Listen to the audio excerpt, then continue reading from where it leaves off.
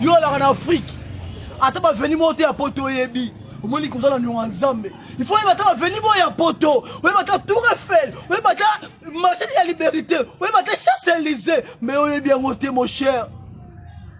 T'as Nyonga Nzambe aux anango. Au foot en mode simu colonie. Mais tout le monde va sauter derrière. Oh victoire, victoire eza Nzambe. Victoire eza Nzambe. Est-ce que tu as victoire eza Nzambe? Est-ce que Gambele sepelaka? C'est Gambele eza Satana. Le bas amen. Et bon on marche de la liberté. Et le bas nini le bas amen bisiko zali. Et bon on te benga zana munene. C'est que eza Satana. Yo baka victoire eza Nzambe. Et bon Gambele eza nani? Ya Satana. Ma sœur bien-aimée. Tout est Nyonga Nzambe. Le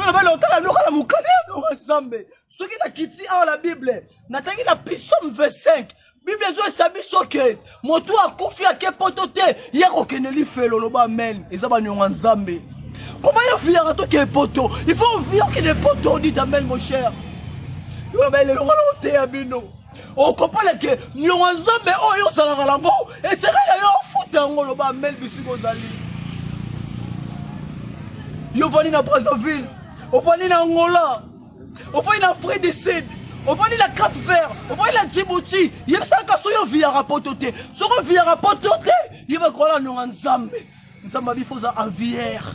Soyo ça avière te yo ke deli felo. Y'a ngai pasteur pour sa poto. Neli bosso la bino pour la côté.